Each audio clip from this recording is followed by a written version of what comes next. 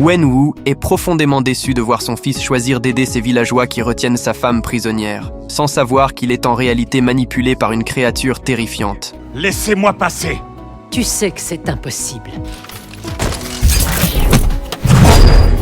Massacrez-les tous.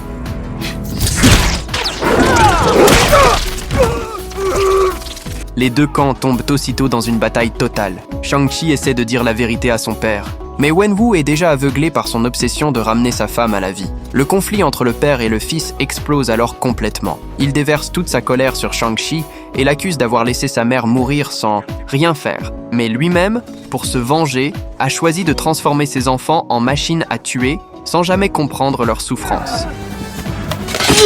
Elle était plus là, on avait besoin de toi. Mais t'as choisi les 10 anneaux plutôt que tes enfants. Tu voulais faire de ton fils un tueur. T'as ce que tu voulais. Shang-Chi, furieux, plaque son père au sol et lui lance que sa mère n'aimerait jamais l'homme qu'il est devenu aujourd'hui. Cette phrase transperce Wenwu en plein cœur.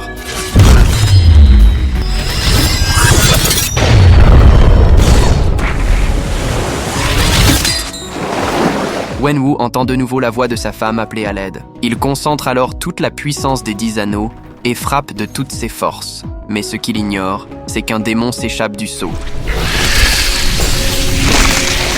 Qu'est-ce qu'ils font? Ils volent des âmes pour nourrir l'hôte des ténèbres. S'il devient assez puissant, il pourra franchir la porte. Ce n'était qu'un début. Alors que le démon affronte tout le monde, Shang-Chi, au bord de la mort, entend l'appel de sa mère. Il découvre alors que leur famille possède le pouvoir du sang du dragon divin. Et maintenant, leur foyer a besoin de lui. C'est alors que le dragon protecteur de Ta Lo apparaît devant lui.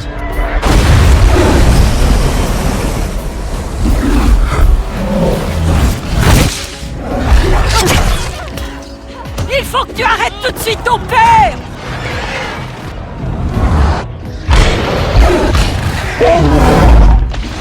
Cette fois, face à son père qui possède les 10 anneaux, Shang-Chi utilise la puissance du dragon divin pour reprendre une partie du contrôle des anneaux. Mais il renonce à attaquer son père.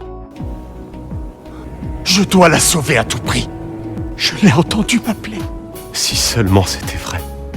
Papa, je t'en prie. Ta famille a besoin de toi. Alors que Wenwu hésite encore, le dragon démoniaque a déjà retrouvé sa puissance et brisé le sceau. Il se jette aussitôt sur Shang-Chi, mais Wenwu se place devant son fils et encaisse l'attaque, à sa place. Juste avant de mourir, il revoit Shang-Chi quand il était enfant.